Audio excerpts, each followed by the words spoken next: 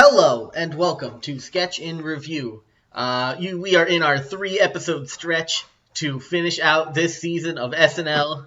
That's right. Our perfectly planned 3-part season finale. It's about the last 3 episodes because you couldn't split one episode into 3 episodes. That's right. Thermodynamics does not allow for it. If we did, it would just be 3, 20-minute segments. We would not make it longer. We would. Yeah. We'd have to do more editing because we'd probably film it in one shot and then cut it. Oh, yeah. And we'd need to, somehow plan for when we were going to. It's an amount of work that can't be abided. It doesn't make any sense. But if you want to see that, become our editor and do it for free. Oh, okay, yeah, no, become an editor. That's become an editor and do it for free, and we'll not pay you. Oh. All right, let's hop right in. We're doing the Selena Gomez episode for those of you who can't read titles. That's unnecessarily cruel, but alright. What? Listen, if you can't read the title, I think it's important that we mention which episode this is. Well, what if you're not reading the title? You know, you're playing, you're doing something else, and you're going down each episode, and you didn't know what this episode was gonna be. I don't know. I just think we can leave a little leeway for people. No leeway. If you don't read titles, it's because you can't. Damn. No, because even if you can't read titles, you could get something to read the title to you. Yeah. I didn't say you can't listen to what the title is. I said for those of you who can't read. There's not enough. Anyway. Alright, we'll jump right into the cold open, which is it starts with MSNBC, and then it covers all the important news headlines real quick, and instead of that, jumps right to the Amber Heard Johnny Depp trial. I think it was fun. It was Connor had a very good point while watching it that they said the best line just right in the middle. Yep. Which was Cecily Strong playing the judge. Says, well, it's not really relevant to the case, but it is fun, and this trial is fun. This trial is for fun. It was the funniest part because first off, it's just a very good constructive line because it immediately sets the tone of the scene. You know who's going to be doing what here, and but also it's a very fun way of representing this trial that people either have watched only because it's entertaining or have stayed away from because it's it means nothing to them. And so it's just two rich people suing each other. So we're filming it because we're here to have fun. Mm-hmm. But the problem is with that part, she said I wasn't a big fan of the fact that they kept kept that as a recurring joke. None of it had the same impact as the first line. It was really more of a one-off joke. So if they could have found something to play to that theme, but was more fun as a recurring bit, it would have been better. But still, solid scene, fun bit, worth it for the line. It was the line that made me laugh. Probably the hardest from the episode. Yeah, the rest of it is showing the video in which yes. house in which the housekeepers of the Depp house react to finding the turd in the bed. Yeah, that was a. I will say I don't understand the choice to call it Boo Boo. I don't know. It was funny though. I don't know. I feel like doo-doo, you get the exact same. You get a little bit more funny because it's a more recognized colloquialism. I don't know. I think it's more funny to have it as a less recognized colonialism. Colonialism. But Yeah, either way, I also didn't like it that was a they. really solid opener. I Oh, also didn't. sorry. I didn't like how they didn't show the poop. You have a props Yeah, department. Make a poop. SNL doesn't have the balls. SNL would never, SNL would never show poop on live TV. never. SNL needs to stop resting on its laurels and finally show us some goddamn poop. I'm also upset they didn't show penis this episode. So. Yeah, we're all upset that it didn't show penis this episode. Lauren, come on. I also Oh, really liked Kyle Mooney's Johnny Depp impression because that is exactly how he looked the entire time. yeah, Johnny Depp's just a creepy dude. hmm There's a reason why his cologne is called the Savage. Oh, good. Oh, thank you, Johnny. Ugh. Anyway, we'll move on to the monologue. I mean, it was fine. She told jokes, which is a lot to ask for a non-funny host. Crushing. I haven't seen her since Disney Channel shit. So Yeah, like yeah. The last thing I've seen her in is literally Wizards of Waverly Place. yeah. But she was good in that. I think she's Yeah, like I think the vibe is just like that she's one of those actors that doesn't respond to SNL very well. yeah. She Like did. there's a bunch like the famous example is what's his face? The Leonardo, not Leonardo. The oh my god. Why is Netflix's Martin Scorsese's The Irishman not coming to mind right now? Robert De Niro. Thank you.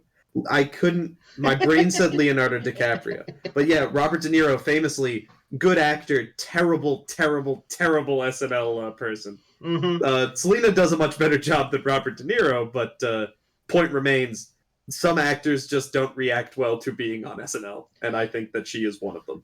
Yeah, a lot of her performance. Oh, it felt a little like wooden the entire time, which Absolutely. granted, the last time I saw her, I was like 13 years old. What did I know of good acting on a Disney Channel show? But she seemed like a fine actress, and in all the Yeah, pre-tapes, she definitely seemed a lot better. Like that is true. That's a very She good seemed point. a lot more natural when it was a pre-tape as opposed to when she's in front of an audience. So that is definitely just like she's used to being behind a camera, as opposed to having a full studio audience look at you. No, you're absolutely right. It's a very good point. Uh, I But yeah, like point. I like that she shit on Kyle Mooney. And anytime Punky's on screen, Oh, the world is light. This is a brighter place. Punky as just an aggressive lesbian is hype every time. So good. Ugh. Anyway, yeah, she told some jokes. She wasn't just like, "Wow, I'm on SNL." So, Yep. all in all, she's in the top half of monologues for me this season. Uh, I wish they added a joke for when she got everyone to sing the Barney song, but God, that's one. I hate audience participation in monologues yes. because you need to sit there and wait through this live show for a bunch of people that didn't pay here, that didn't pay to go here, that don't want to be a part of this to do something, and you're just like, oh god, Well, they do please want no. to be there. Barely. Half of them want to be here. The other half were told, "Hey, you want to see if we can get into SNL tonight?" That's fair. Ugh. Anyway, so we'll move into the first sketch. This is the divorce talk Bratz doll sketch. This This sketch. sketch had one idea that was pretty funny, Yep. and then they stopped trying to find more jokes about it and decided let's keep hitting this one.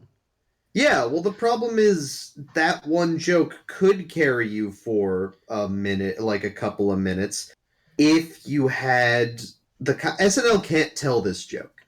The joke of the scene, the whole joke, is this girl's parents are getting divorced, and magically, whenever a girl's parents are getting divorced, her Bratz dolls become alive and start hitting on her dad.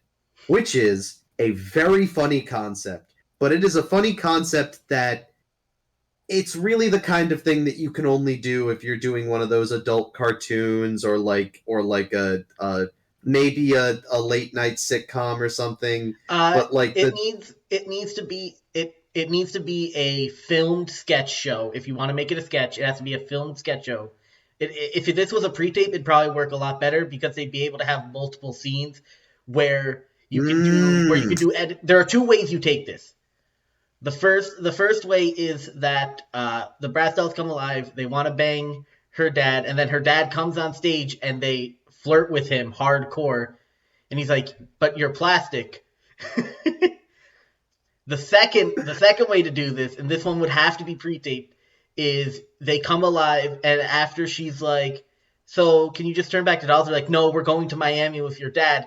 It cuts to like a scene of them partying in Miami, and like some of it's live, and then some of it's like when they flash like the Polaroids of showing like pictures, and it's the dad holding a Bratz doll. Yeah, no, that's really good. There's also, I guess the thing is, it is a rich vein. I originally thought, before you've convinced me otherwise, that this was the kind of thing that you just needed to keep having the dolls say increasingly rancid shit, and then you call it once they say a very funny thing, or they just fuck her dad. Mm-hmm. One of those two things, and then you just call it, and we all go home, and it's fine. But you are right. There's ways to tell this that you can keep your rating. It's just they didn't explore it. It wasn't they didn't fully explore the idea in a fun way. They didn't, if this is true, what else is true, the story, which is sad because it's a strong bit. I will say though, it was hilarious that fucking 80 Brian, the first line that she has is, "Hey, tiny bitch." Yeah, there's a lot of good lines in there. And, I and think of course, Bowen Yang does a great job as the brat that is a boy. Mm-hmm. Oh. I think that another way they could have taken this, the third way, would be and this would have to be for like stage production basically, as opposed to filmed or television, just because it's a little goofy. But it's just you do the same joke 3 times with 3 different girls whose parents are getting divorced. That's also very good. I was thinking when you said a pre-tape, you could do a like very quick explanation of what the brats do, and then have her be like, "Can you turn back into dolls now?" And then being like, "No." And then the rest of it is like cuts to like her immediately leaving the room, and then a Bratz doll sneaks up behind her dad and starts hitting on him, and then just like increasingly weird scenarios in which the Bratz dolls are like kind of just like weird ghost doll torturing this guy. There's all sorts of ways that you could take this. Yeah, listen, it's a rich vein. Or they try to sleep with her math teacher to get her an A. They're a fairy god. Yeah, they're like they're a fairy godmother. That's only like their only card is that they can fuck people. I would have rather have seen all of those sketches. Yeah, no. Again, it's a great idea, and there's a lot of fun that they do in this sketch, but it altogether the ideas get stale. They didn't run with it in any way that was fun, other than making people say silly things, which is fun, but it could have been funner. Yep. After that, we get the Old Enough pre-tape. Very funny. Very funny. I haven't seen what they based it off of, and I'm glad that they gave that little like intro at the beginning, which is just, this is a parody of a Japanese game show in which toddlers are given a task by their parents to go to the store and do, and a camera crew follows them around to watch them do it. It's a riot. It's really, especially like there's this one where this kid needs to go home, take some oranges home, put them in a juicer, and then come back with the juice. And once the kid gets home, he just starts playing with toys and like hanging out at his house. And then his mom needs to call him on the phone and be like, "Yeah, I see you. I know you're not playing around. I can always see you." And the kid's like, "Oh no." And then he juices the oranges and comes back. And I was like, wow, you really traumatized that kid for this. Yeah. So the joke for this one is instead of it being for toddlers, it's for long-term boyfriends. Oh, such Which, a good which as a long-term boyfriend, hilarious.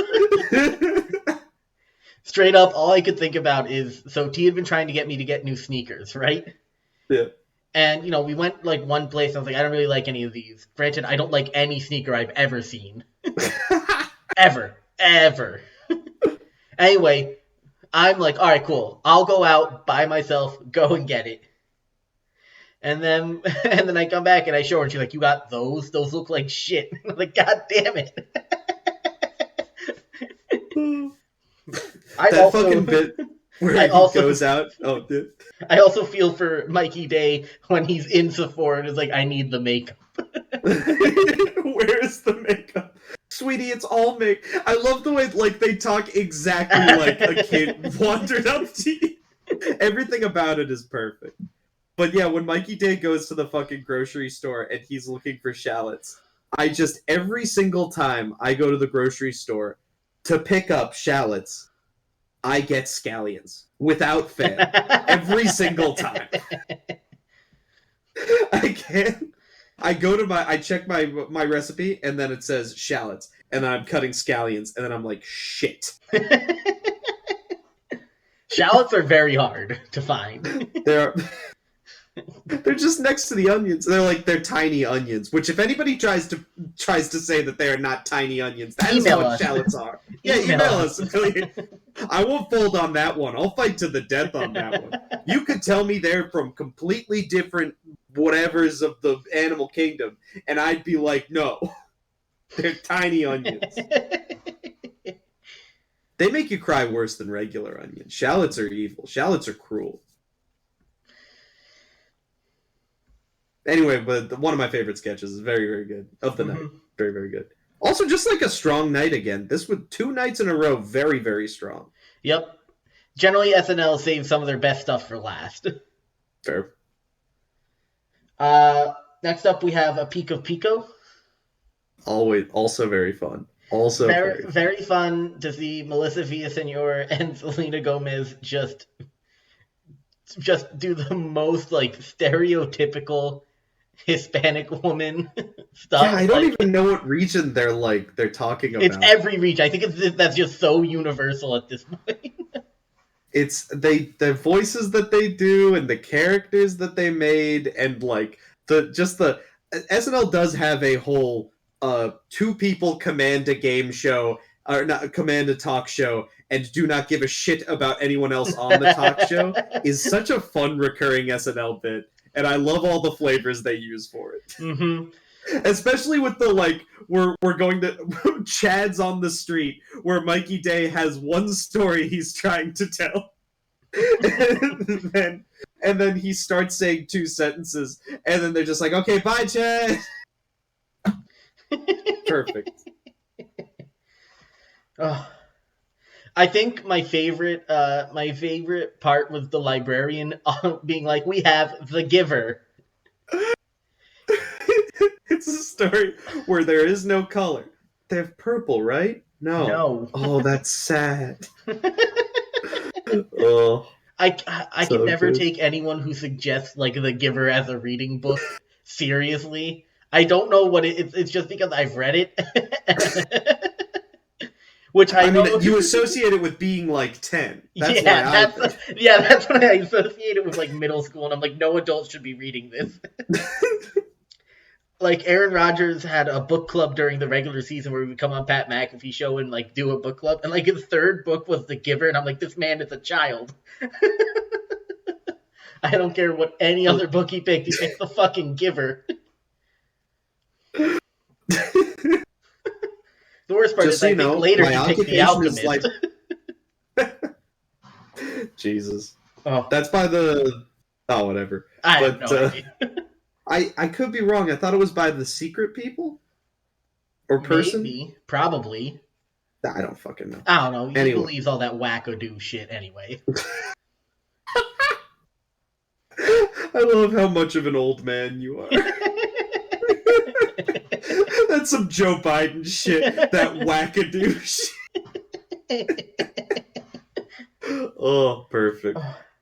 Anyway, yeah, A Peek of Pico was hilarious. Yep. After that, we get A Storm Within. Storm Within. The penis sketch. Ah, the penis sketch. Oh, oh, one banger after another This tonight. this So good. this Keenan lays the scene so well for us, which is all the actors got COVID. These are all the understudies they've known for 30 minutes. And yes, this is the sketch with the penis in it. Or not in it, I guess.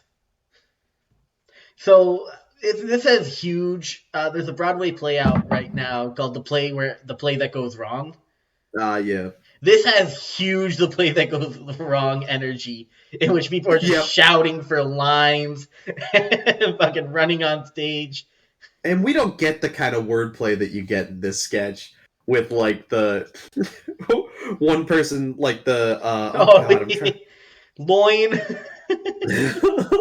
They had someone says line as their line, and then the person thinks that they were calling for line, and then they say that the line is line, and then they both say line at the same time because they both thought it was their line.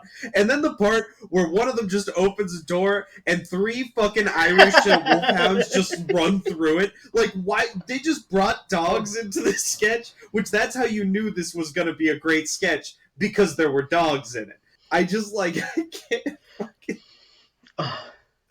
No, not behind there. That's where the dogs are. And then it ends with Bo and Yang running out on stage, being like, "It has to be now or never." And I was like, "Okay, just do it."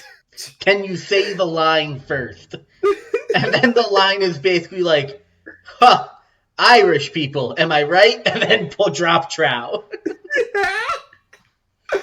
The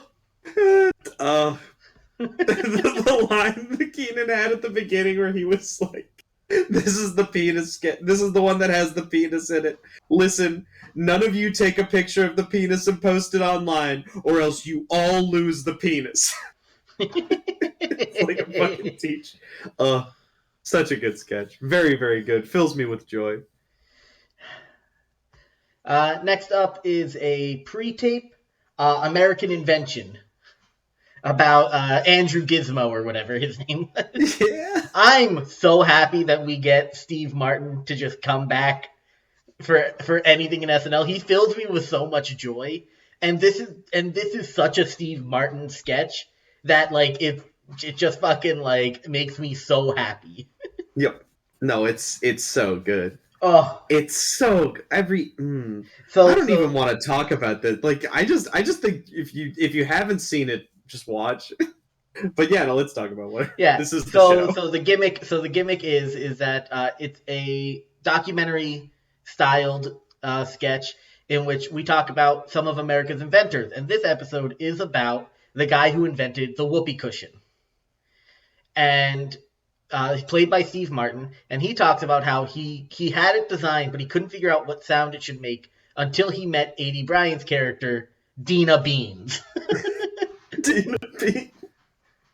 In which every time Dina Beans sat down, she farted, and he realized that was the best sound for the whoopee cushion, and then it goes from there. Yeah. It was just perfect escalation where it's like, if this is true, what else is true? Oh, she helped invent the whoopee cushion. Actually, she helped to invent every novelty gag because it happens to her. She got struck by lightning, shaking hands, chewing gum, using a pen. It just occurred to me that this was the most unlucky person in the entire world. Her eyeballs popped out of her fucking skull. That's right. And it ends on a really cute note. It does that, and that's one thing about SNL that you don't. I'm so fucking tired of, like, especially internet comedy where they have to do the rug pull at the end where something's gonna be sad. But no, this one's about a lovely I mean, I guess there is the joy buzzer at the end, but like whatever. That's part of the funny. It's cute. Yeah. It does everything right. It's one of those classic. There's it's like that Steve Martin monologue. Mm-hmm. It's It's just he can so. just make something that does everything right sometimes. So after that, we get Post Malone's first song. It's such a shame that one of those lights just didn't work. Once I don't know if that was on purpose or not, but once you pointed it out, I couldn't unsee it. yeah, it's. I was like rough.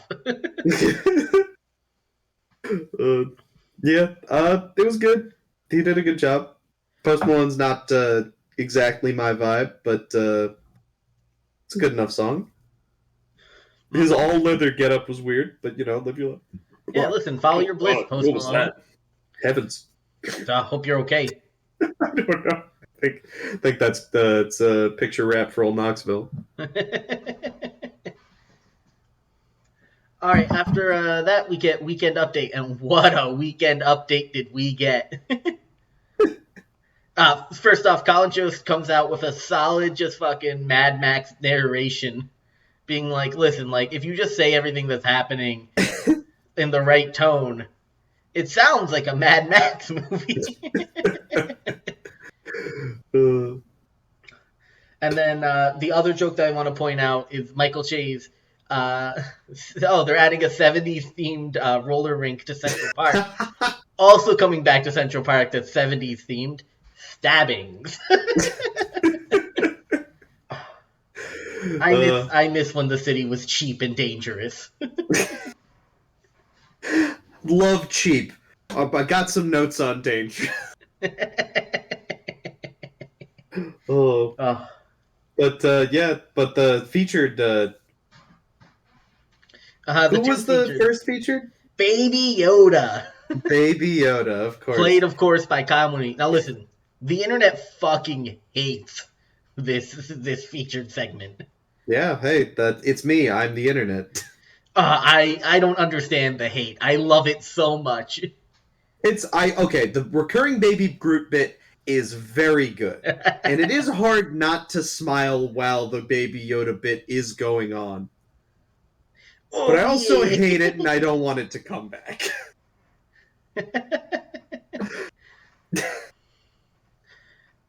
So it's I don't know. I think it's very like fun.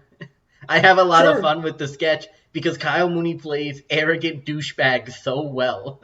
he does. He does that. That is and that. There's no doubt and there. you know for a fact that if Baby Yoda was a real actor, he would act exactly like that in real life.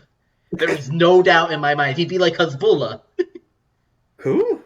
It's this guy with he has a growth deficiency issue, so he's like 30 or something, and he looks like a toddler, and he Okay. just rocks the fucking biggest chains and like smokes cigars and shit. He's dope. Right. I love that fucking Michael Chase is like, hey, be safe when you're doing drugs and stuff. He says, nah, don't tell Don't me tell what me to what do. to do. So good. But the real thing we all showed up for. Listen, the real thing that we all showed up for, field correspondent Sarah Sherman taking us on a tour of SNL. That's right. Sarah Sherman's featured segments are the best featured segments. She has so much fun and so much chemistry with everybody. Everybody has so much fun with those bits. They're always killer. They're always just raking Colin Jost over the coals, which is just always funny to do. Colin Jost is doing fine. Okay? We can shit on him as much as we want. Listen, this is Colin Jost gets to work at SNL. He That's doesn't right. have to work at SNL. There are some people that have to work at SNL. Colin Jost. Their name is Michael Che. That's right. The joke from last time, where he's like, not all of us have the same resources. We can't just call up Lauren and say it happened again. Oh. Shit. But yeah, and then when she throws it to fucking Michael J to do the The headline uses bit. like the same energy for the headline bit, Everything about it is perfect. Oh. And then she picks up a piece of paper and gets overexcited and throws it over her shoulder, and then she's laughing, and Colin Jost is laughing, and they're both trying to explain the bit and like fill the time that would be occupied by the bit. Perfection. I think it was so good just because first off, the entire idea of this segment, I'm glad that they escalated. Oh yeah. They actually, like, this is an actual escalation. You're right. Where we moved from Sarah Sherman is sitting next to Colin Jost, making him say things and then taking them out of context to make headlines, to Sarah Sherman is taking us into Colin Jost's dressing room to show that he is the real king of Staten Island. That's right. She's not just making fun of him on live TV. Now she's breaking into his room, putting shit in his room, and then breaking into his room on live TV to show the shit that she put there. Or maybe that didn't happen. Maybe it's all true. It is all true, without a doubt. It is all true. That's right. Come on. Obviously, he fucked up the coffee order. He didn't get it. No cream, no sugar, no coffee, just vodka. There's so many good bits. Just his fucking mirror full of affirmations. And as you're saying, the escalation is perfect because it starts with kind of embarrassing affirmations that somebody could reasonably do, and then the next step is a bunch of pictures of her. Well, no, because there's mini escalation. Here's the thing: there's also mini escalation within the affirmations because it starts with "You are funny." You are important to SNL or whatever. That's right. You are the real king of Staten Island. Then, reminder, dinner with Giuliani. Yes! So you have, that could have been an entire bit right there. And then we keep going. It turns, Sarah Sherman's like, oh, what the fuck is this? And it's just pictures and pictures of Sarah Sherman from the show. You can see, like, the one that I picked immediately was the Six Flags guy. Amazing. Then there's a picture on the desk that's supposed to be a nude. They didn't say who it was a nude of because it was thrown over her shoulder by accident. So we won't know. What's this? A thing I just threw? That's right. And I saw the photo go up and behind the filing desk. I was like, oh no. Oh my god. And she saves it. Like, she is so good. And then we get the intern in the cage. Step is the intern in the cage. It's God, sometimes sometimes it feels like the only writers in the building are the soon-to-be Weekend Update hosts, the Weekend Update hosts, and the Please Do Not Destroy guys. It really does feel like that sometimes. I think that's just where they put all their good ideas, because this is just such a jam-packed. Because we also forget that there's, like, a throwaway line before she enters where she's like, this is Colin Jost's room, or as the college-aged female interns call it, the Chamber of Secrets. My God. It is all... Every single line she had was gold, and she delivers them. So, Sarah Sherman was such... When you saw her audition tape, you could have... If you were an uncultured fuck, like someone like me that saw her tape applying to SNL, you would have been like, I don't know about this. But she was such a good pick. Like, she does so well. I knew from the first time I saw her face that she was going to do well on SNL. I was like, this is the face of a woman on SNL. Oh my God. I don't know if it's the mullet. Yeah, her haircut that can only be described as a lady mullet. And the fact that she talks like a Jewish parrot. What's more New York than that? That's right. Here's fucking Rachel Maddow in the front, party in the back. All right. We have to move on, unfortunately. I mean, not really that unfortunately. There's so many winners tonight. Yep. Next up, we have the Three Daughters sketch. Another winner. This is such like a meta one too, Because Yes. how many sketches have we seen where there are 3 daughters, 2 of them are normal, and then Kate McKinnon? It's true. And then It's one of them true. is just Kate McKinnon. And usually I'm like so mad on a lot of those sketches, and then they do a meta sketch that's making fun of the fact that these sketches happen all the time, and I'm like, yes, some one of my favorites was, all right, all of you dance in the most normal way you can, and then they all start dancing. Yep, all hot dancing. That's right. They're doing like improvised court dancing, so they're just like, I forgot I can't move my arms. But I told you about the time I busted up my arm, right? No. Oh, that was. I assume you busted up your arm. Yeah, no, I had to take a shit. I sprinted into the woods. I slipped over a tree root, slammed into a tree. My arm went all the way back, and now I can't lift it above my head. I had to get an MRI yesterday. That's why we couldn't record. How'd it come back? Oh, amazing. Anyway, and then he goes, all right, cool. I'll pick Kate McKinnon. And then as she exits, she's got a butt that farts bubbles. Such a good, and she turns towards the screen and goes shh, and then it does like that fucking Looney Tunes shriek, and it's everything about it is so good. Everything about it is so good. There's something so good about, all right, where's the weird thing? Where's the weird thing? Where's the weird thing? There's no weird thing. JK, there's definitely a weird thing that is just peak comedy sometimes. Such a cute. Also, just love it so much. Everything about it. the quick line by Keenan. Thanks for killing our dragon. We didn't ask you to, but thanks, I guess. I like to imagine that the dragon was just like an asshole citizen of the kingdom. Yeah. Like he paid his taxes and stuff, but he was kind of a grump.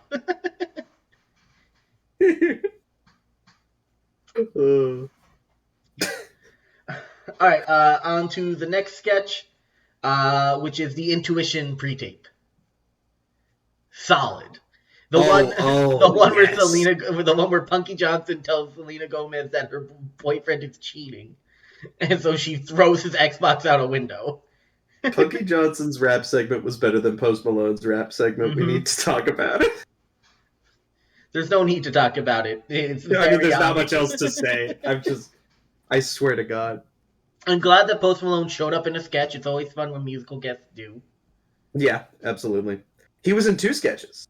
Oh, yeah. I liked his appearance in the second sketch more than the pre-record, but this one is just so good. This pre-record is everything they've been doing. God, so fucking good. I loved the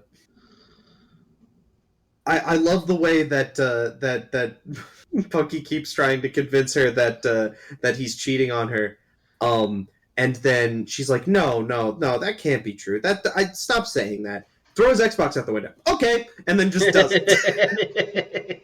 I think my favorite is like, I'm sorry, I've just dated a lot of basketball players and rappers. He immediately thinks that she's when they do the reversal at the end, which is it's so weird how like it's such a softball, but goddamn, a lot of people play slow pitch softball. I mean, it's true, but like if this was a weaker night, there's a version of this sketch where it's confused and it's some and like I don't even know how they would confuse it, but I can just imagine like being like, oh, and now he's doing it, and it doesn't make any sense. It just, it's. Mm-hmm. I can't. Yeah. I think there's a version of this sketch on a bad night where after he thinks that she's cheating on him and he smashes her phone, she goes, "It's my mom," and then they like kind of diffuse the situation a little bit more, and he does it again. Yeah, I think you're right. There's a worse version of the sketch where they dwell on shit too much instead of the high energy, doing crazy shit. like you can't even. It's like it's like fucking Othello, where it's like you can't make them think. You can't make them stop and think. You need to move them from object to object. Keep them angry. Mm-hmm. It's so Yeah. fucking good.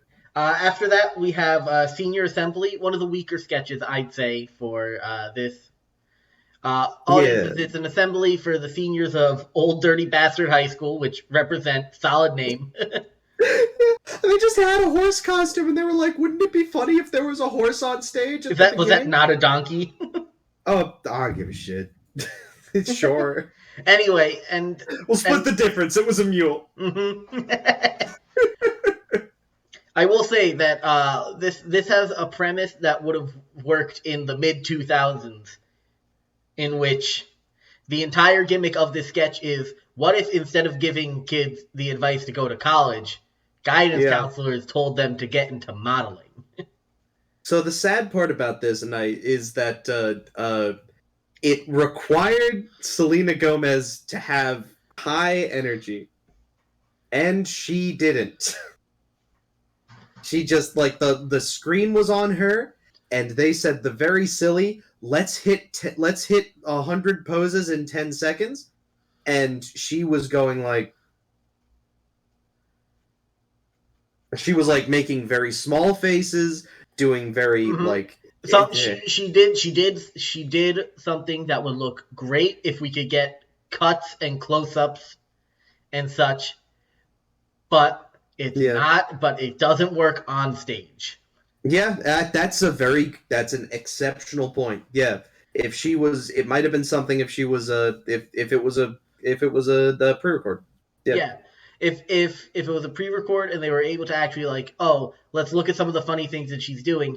But when you do things that are meant for a screen or a pre-record like that on a stage, is they're way too small for like people to catch. It gets lost in the noise of the stage. And she could move as slowly as she wanted, and we could speed it up, or we could have her move into all of these weird poses that she could hit really hard if she had a little bit of time to get into it, and just make it like a snapshots thing. Yeah. There's all sorts of things that would have worked in a pre-record that don't work here, and it's sad because she can pull her own in a scene if a little lagging behind. But when the scene is, look how high energy Selena Gomez is, it falls off. Mm-hmm. Also, I don't know. I didn't think that the premise was all that humorous to begin with. It's true. The original joke is funny, but if this is true, what else is true? In a very short, there's very little you can do in the talking up modeling. If they were like, well, they like go through and like, hey, some of you aren't built for modeling. You're too short. You're too old. And then they're like, okay, fine. No, you know what? That's fine. Astronaut. Astronaut's probably the way to go. Or you know what I thought they could do? Modeling. You just model clay. You make models. There we go. Okay. That's fine. 3D modeling. No, 3D modeling. There are hand 2D modeling. 2D modeling. Well, that's fine. No, you can work at Modell's. See, like, this would have been good. Yeah. But, yeah. Oh, God damn, that Modell's one is really good.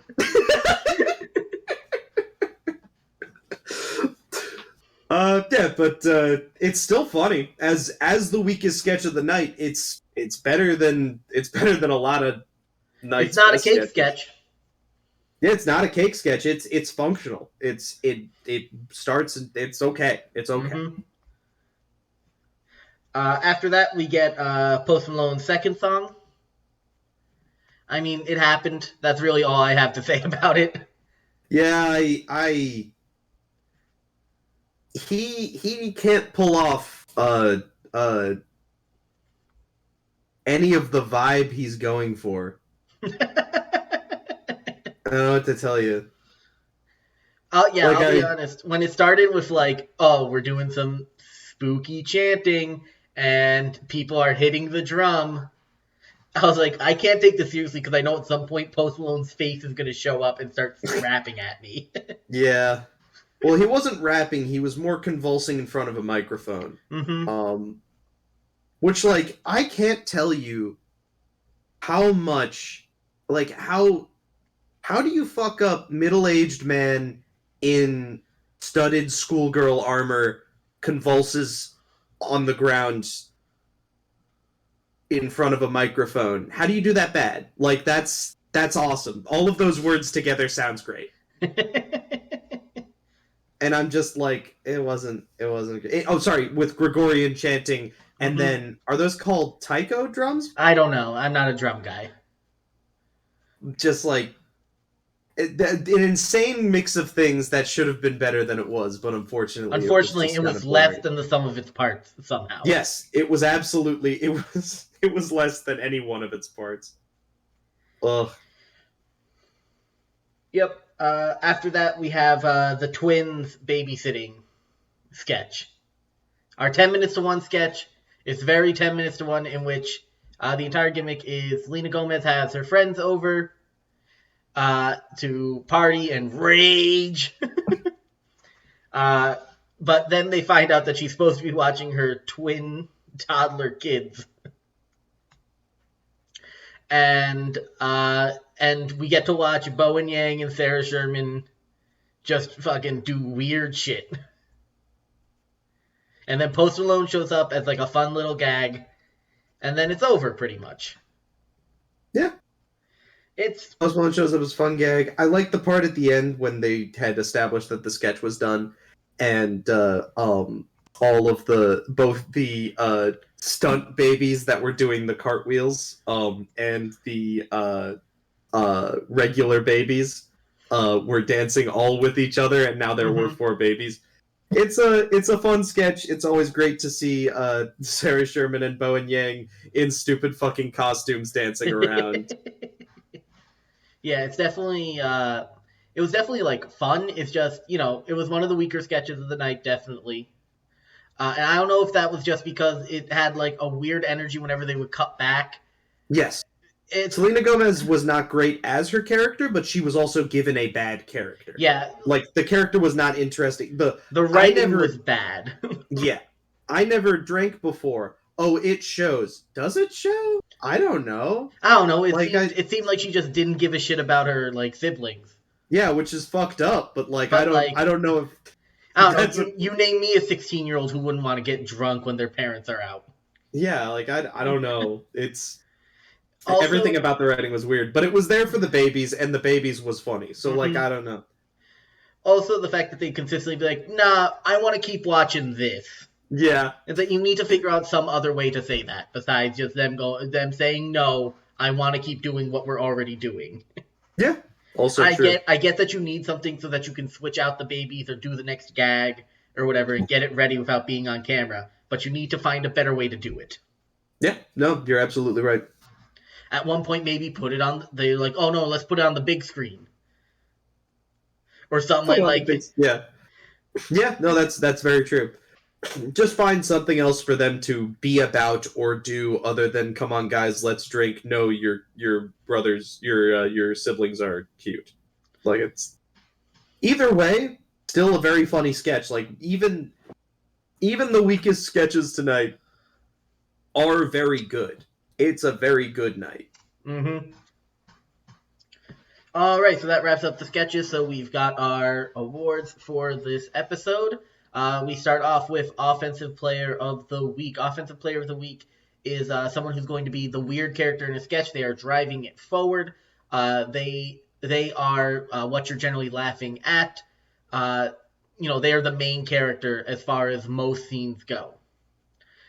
This week, I am picking Sarah Sherman for her weekend update bit. That I haven't laughed that hard in a long time.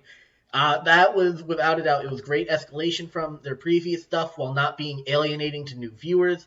Mm. She survived a huge snafu in which an entire bit got lost. Yes, that's also very true. And the entire, from everything from the way that she said it to the pure execution of this whole thing was amazing. She is my Offensive Player of the Week. hard to fight that. And she also has so much energy and is one of the only things that works in the baby sketch. She's just really, really good at what she does, and she's doing it. Uh, Nothing much else to say on that. Uh, Defensive player. Defensive player of the week is generally someone who's going to be playing straight man roles. They will be they make bad scenes good, terrible scenes tolerable, and good scenes great. They are generally going to be have the second most. They're the people that the weird is going to play off of. Yep. And tonight for me, it's probably Mikey Day. He holds a lot of scenes together. Mm-hmm. He's the backbone of the what's it called, the princess sketch. He is the one that says all of the, oh, I don't know. He establishes the scene, and he's the. It's weird. It's a scene of only straight of it's a scene of only straight men. Which is what what most of the scenes were in early SNL. But the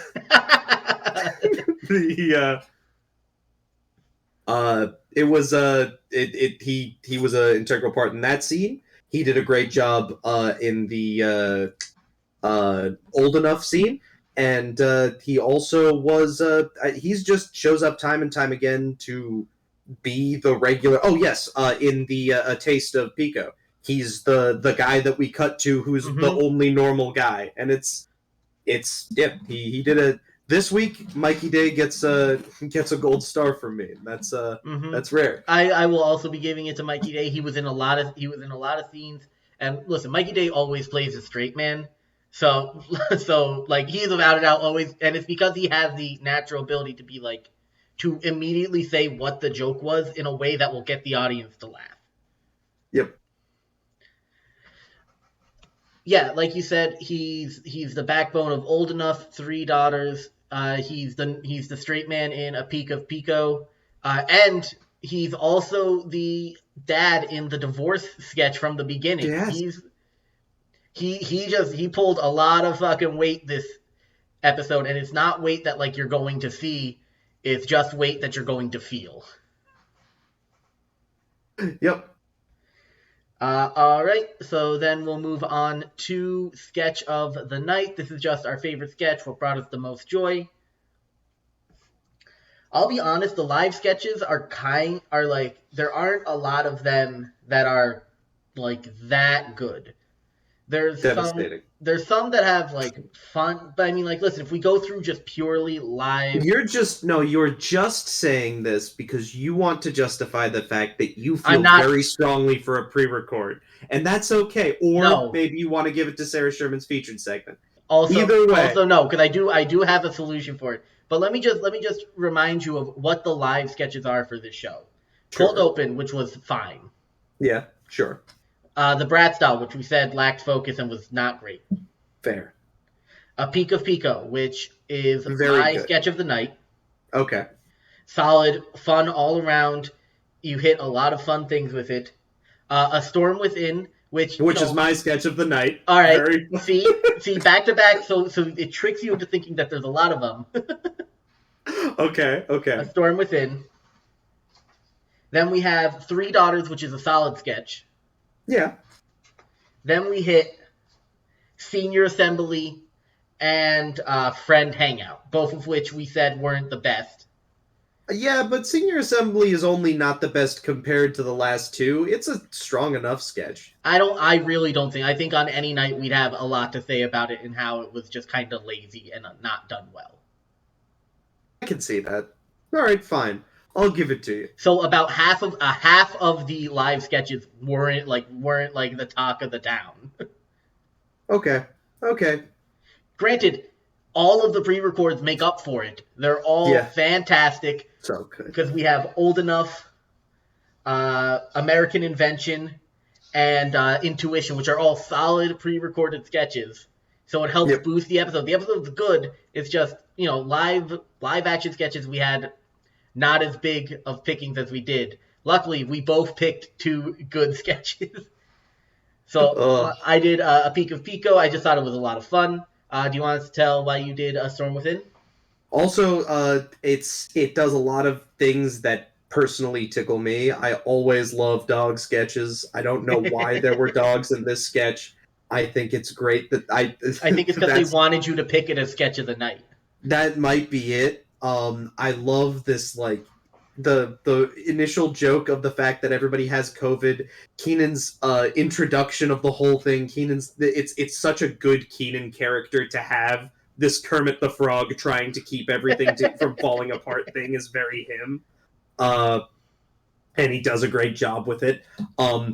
The kind of there you do not get wordplay like this in your usual SNL sketches, and wordplay is so fun to me. It makes me giggle all the time. It just everything about it resonated very much with me, and I loved and the amount of times they said penis. It's never not going to be funny saying the word penis a bunch of times. And everyone's as excited about the penis as the audience is excited about the penis. We all want to see the penis. That's my only issue is that we didn't get to see the penis. When will SNL hang dong on live network television? We're waiting, NBC. Yeah, so those are our thoughts for the Selena Gomez episode. We will be back again tomorrow, hopefully, to finish it off with Natasha Lyonne and Japanese Breakfast. If you disagree with any of the takes that we've had, please email us at phillyhatemail@gmail.com, and we'll read it online. And I don't know, we'll read it on air, and we'll see what happens. Damn, that was... Oh, jeez. Yeah, no, it's just, Listen, it'd be a shame if anything happened to your email. All right. I'll make sure nothing happens to your email. Until next time, support local comedy. Bye.